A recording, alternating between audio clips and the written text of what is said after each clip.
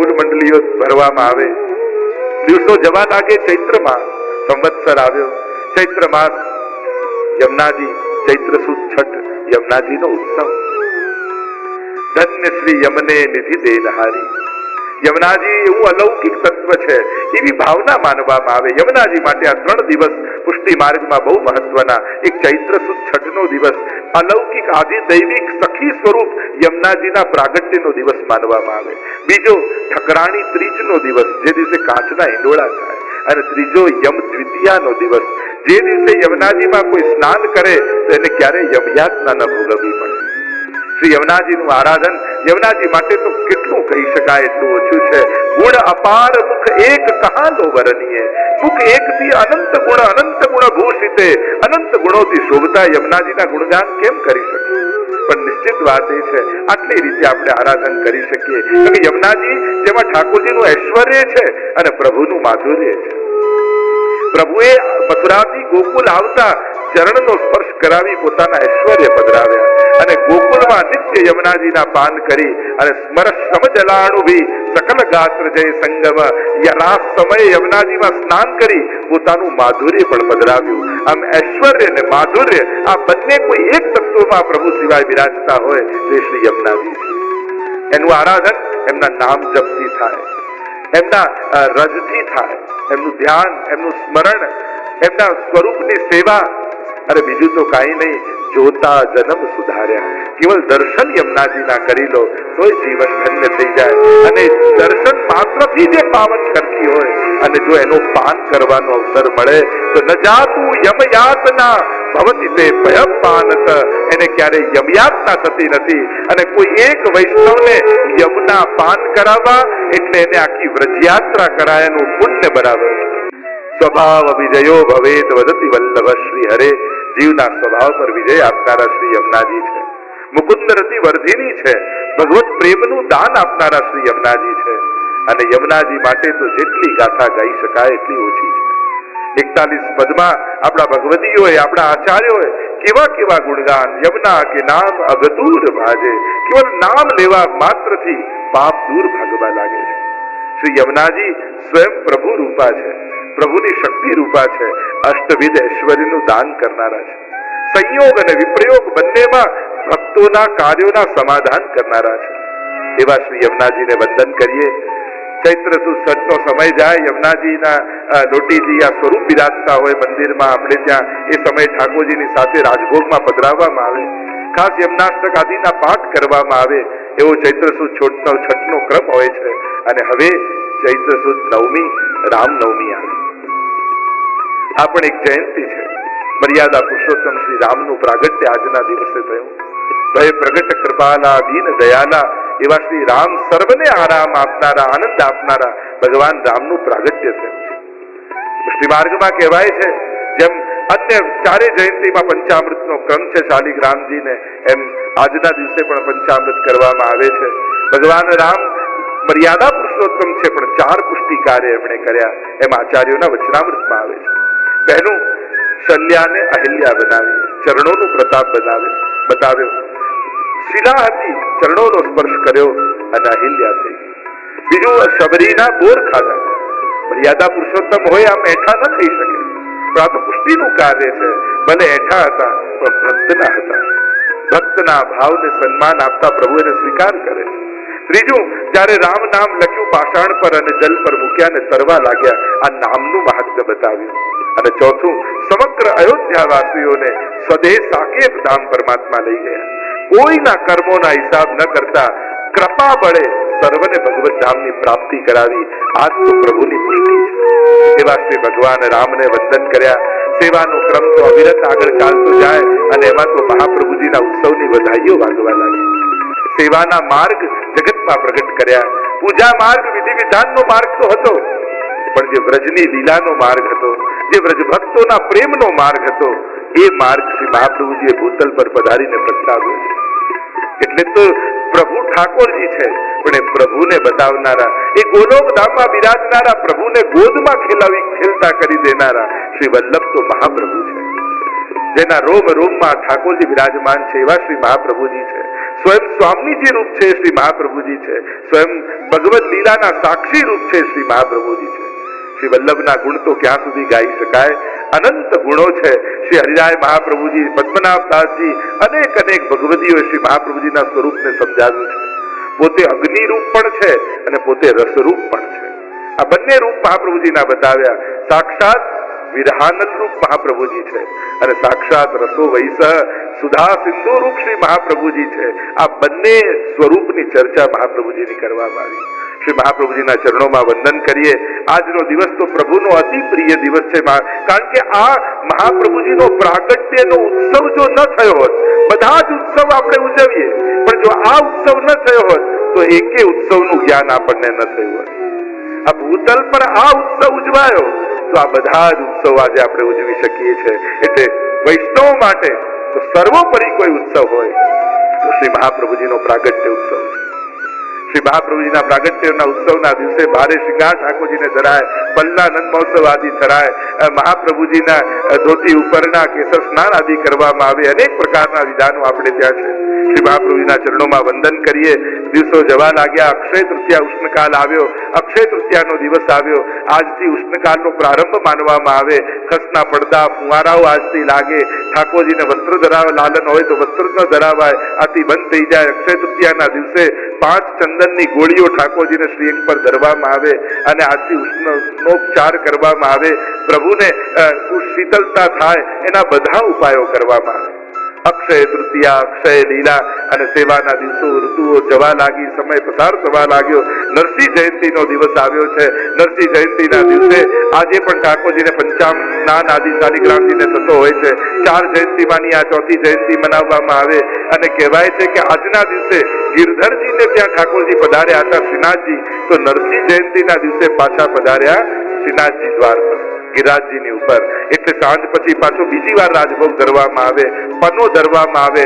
વાઘનખ ઠાકોરજી ધરે છે અને નાવના મનોરથ ઠાકોરજીના થાય. પ્રભુ વ્રજભક્તોને બેસાડે તો ખરા નાવમાં, પણ જયારે વચમાં નાવ આવે તો કહે કે હવે ઉતરાઈ આપો. બધા ક્યારે પહેલા તો આપે કહ્યું નહીં કે ઉતરાઈ લેશો. પ્રભુ કે ઉતરાઈ આપવી પડશે. અને ત્યાં ભક્તોના મનોરથો ઠાકોરજી પૂરા કરે છે. અને આમ ગંગા દશેરા, આજે ગંગાજીનું ભૂમિ પર અવતરણ થયું છે. आगे आगे भाजो जाए भगीरथ को रथ और पाछे पाछे आत है रंग भरी गंग. અને ગંગાજીને પધરાવ્યા અને પોતાના પૂર્વજોના ઉદ્ધાર કર્યા. પણ જ્યારે યમુનાજી જઈને ભળ્યા ગંગાજી, ત્યારે સર્વ સિદ્ધિના દાતા ગંગાજી પણ થઈ ગયા. કારણ ગંગાજી પ્રભુનું ચરણામૃત છે અને યમુનાજી તો ઠાકોરજીનું અધરામૃત છે. એક ચરણથી નીકળી છે, એક હૃદયથી નીકળી છે. પણ જ્યારે બંનેનો સમાગમ થયો તો યમુનાજીની જેમ ગંગાજી પણ સિદ્ધિ આપનારા થઈ ગયા. એક જ્ઞાન માર્ગની અધિષ્ઠાત્રી છે, એક ભક્તિ માર્ગની અધિષ્ઠાત્રી છે. ગંગાજીના વંદન કર્યા. આ દિવસો પસાર થયા છે. પ્રભુની તો નિત્ય લીલા, નિત્ય નવતમ શ્રુતિ ન પામે પાર. રોજની નવી લીલાઓ છે. એક નિત્ય લીલાનો ક્રમ, બીજો વર્ષોત્સવની લીલાનો ક્રમ. સેવામાં આ બંને ક્રમ આવે છે. મંગળાથી લઈને શયન સુધીનો ક્રમ એ નિત્ય લીલાનો ક્રમ છે. અને જન્માષ્ટમીથી લઈ છેક રક્ષાબંધન અને ત્યાંથી લઈને છેક સાતમ સુધીનો ક્રમ એ વર્ષોત્સવની લીલાનો ક્રમ છે. આમ પહેલો ઉત્સવ સેવા ક્રમની પુસ્તકમાં એ જન્માષ્ટમીનો આવે અને છેલ્લો ઉત્સવ એ રક્ષાબંધન આવે.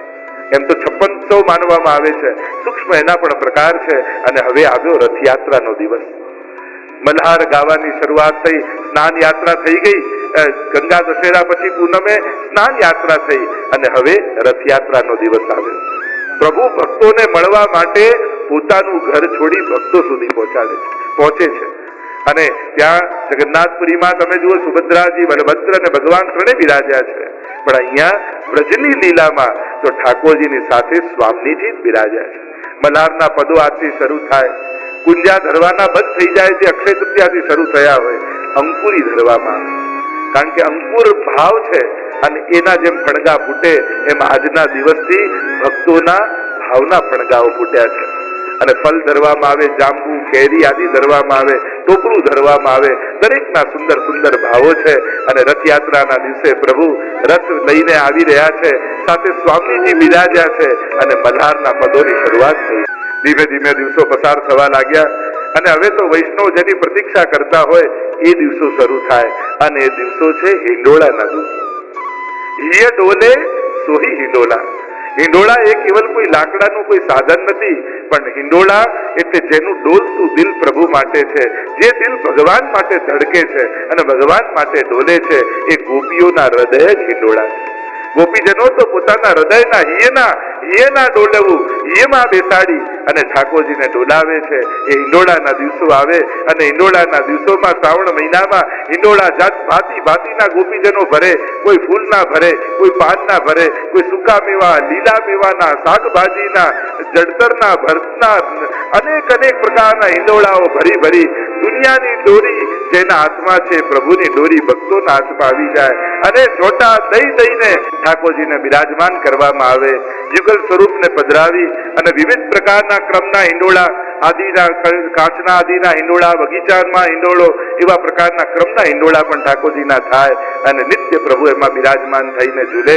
અને હિંડોળાના દિવસો જતા પવિત્રાનો દિવસ આવે. પવિત્રા એકાદશી આવી. પવિત્રાના હિંડોળા ઠાકોરજી ઝૂલે છે. આ પવિત્રા એકાદશી એટલે પુષ્ટિ માર્ગનો સ્થાપના દિવસ. પવિત્રાનો ઉત્સવ એ અતિ પ્રાચીન ઉત્સવ છે. પ્રભુને રૂપાના, સોનાના, રત્નોના, રેશમના અને સૂતરના પવિત્રા ધરાવવામાં આવે. 360 તારનું પવિત્ર પ્રસિદ્ધ કથા છે. શ્રાવણ શ્યામલે પક્ષે એકાદશ્યા મહાનિશી સાક્ષાત ભગવતા પ્રોક્તમ તદક્ષર ઉચ્યતે. કલકલ વહેતા યમુનાજીના ઘાટમાં ગોકુળમાં મહાપ્રભુજી વિરાજમાન છે. એ શ્રાવણ સુદ એકાદશીની રાત્રિ છે. મહાપ્રભુજી ચિંતા કરી રહ્યા છે કે આ જીવનો પ્રભુ સાથે સંબંધ કેમ થાય. પવિત્રા એકાદશી છે એટલે 360 તારનું પવિત્ર સિદ્ધ કરી અને આપણે ત્યાં વર્ષની 24 એકાદશી માનવામાં આવે. એ 24 ગાંઠો કે 108 ગાંઠોનો પણ ક્રમ છે. પવિત્ર સિદ્ધ કરીને સૂતરનું રાખ્યું છે. ચિંતા કરી રહ્યા છે, હજારો દોષોથી ભરેલો આ જીવ છે અને પ્રભુ તો નિર્દોષ છે, સંબંધ કેમ થશે. આ જીવ છે અને પ્રભુ તો નિર્દોષ છે, સંબંધ કેમ થશે. પ્રભુ પ્રગટ થયા, વચન આપ્યું, બ્રહ્મ સંબંધ મંત્રનો ઉપદેશ આપ્યો. 4 વચને પ્રભુ બંધાયા. હે શ્રી વલ્લભ, આપના દ્વારા જે જીવનો બ્રહ્મ સંબંધ થશે એનો નિશ્ચિત હું સ્વીકાર કરીશ. બીજું વચન આપ્યું, એકવાર સ્વીકારીશ, એનો ક્યારે ત્યાગ નહીં કરું. ત્રીજું વચન આપ્યું, આપ જેને ત્યાં મને પધરાવશો ત્યાં પ્રગટ સ્વરૂપે હું બિરાજીશ. અને ચોથું વચન આપ્યું, આપની કાનીથી જે ભોગ ધરશે એને હું પ્રેમથી આરોગીશ. 4 વચને પ્રભુ બંધાયા. આ પવિત્ર એકાદશી એટલે પુષ્ટિ માર્ગનો સ્થાપના દિવસ. આજના દિવસે બ્રહ્મ સંબંધ મંત્રનો ઉપદેશ સ્વયં ઠાકોરજીએ મહાપ્રભુજીને આપ્યો હતો. અને જ્યારે પ્રભુની રૂપ માધુરીના દર્શન કર્યા અને મધુરાષ્ટકનું ગાન એ સમયે મહાપ્રભુજીએ કર્યું. મધુરાષ્ટકની રચના થઈ. બાજુમાં દમલાજી સૂતા છે. ઠાકોરજી જ્યારે પધારી ગયા, પૂછું દમલા સે કછું સુન્યો? ગુસાઈજી શ્રી મહાપ્રભુજીની આગળ દમલાજી કહે, સુન્યો પર સમજ્યો ના. આપ સમજાવો તો સમજમાં આવે. જીવ જો એમ કહી દે કે સમજાઈ ગયું તો આપના જેટલું મારું જ્ઞાન થઈ જાય. ગુરુની આગળ તો અજ્ઞાની બનાવી રહેવામાં જ લાભ હોય છે. જીવનમાં પ્રભુનું દર્શન અને ગુરુનું માર્ગદર્શન આ જો બન્યું રહેશે તો જીવનનું પ્રદર્શન સારું રહેશે. જય સ્વયં જ્યારે પવિત્રા સિદ્ધ કર્યા હતા, કંઠ પવિત્રા લે પહેરાય, મિશ્રી ભોગ ધરી મન ભાય. અને દમલાજીને પૂછ્યું, કહ્યું કે સુન્યો પર સમજ્યો નહીં. અરે પ્રભુએ કૃપા કરી, શરણાગતિનો માર્ગ પ્રગટાવ્યો, પુષ્ટિનો માર્ગ પ્રગટાવ્યો છે. ગમે તેટલા દોષોથી ભરેલો જીવ હશે પણ બ્રહ્મ સંબંધ દ્વારા પ્રભુના શરણે થશે તો પ્રભુએ વચન આપ્યું છે કે એના દોષો સામે ન જોતા સહજ તેની સેવાનો સ્વીકાર કર્યો. સિદ્ધાંત રહસ્ય ગ્રંથ કરીને ભણાવ્યો. અને બીજો દિવસ એ પવિત્ર બારસ, જેને આપણે ત્યાં ગુરુ પૂર્ણિમા કહેવાય. અને એ દિવસે પહેલું બ્રહ્મ સંબંધ પુષ્ટિ માર્ગમાં દમલાજીને કરાવ્યું. અને દમલાજીને બ્રહ્મ સંબંધ કરાવી આ બ્રહ્મ સંબંધની પરંપરા મહાપ્રભુજીએ પ્રગટાવી છે. શ્રી વલ્લભના શરણાગતિનો આ માર્ગ પ્રગટાવ્યો છે. અને સ્વયં મહાપ્રભુજી ગુરુ બન્યા અને દમલાજી પ્રથમ સેવક બન્યા. એની આખી પરંપરા પ્રગટાવી આપણે ત્યાં. અને એટલા માટે ગુરુ પૂર્ણિમા પુષ્ટિ માર્ગની કોઈ હોય તો એ પવિત્ર બારસ માનવામાં આવે. અને એટલા માટે એકાદશીમાં ઠાકોરજીને પવિત્ર ધરાવીએ અને દ્વાદશીના દિવસે ગુરુજનને પવિત્ર ધરાવી મિશ્રી આરોગાવવામાં આવે છે. સેવા ક્રમનો પણ આખો આપણો પ્રકાર વિશિષ્ટ પ્રકારનો પ્રકાર છે. અને આ પવિત્ર એકાદશી ને છેલ્લો ઉત્સવ એ રક્ષાબંધનનો છે. તો આ પવિત્ર બારસ એ આપણી ગુરુ પૂર્ણિમા, શ્રી વલ્લભની આરાધનાનો દિવસ છે. જીવનમાં એક વસ્તુ યાદ રાખજો, ગુરુના પગે પડો એના કરતા એના પગલે ચાલો ને તો જીવનમાં વધારે કૃપા. Krishna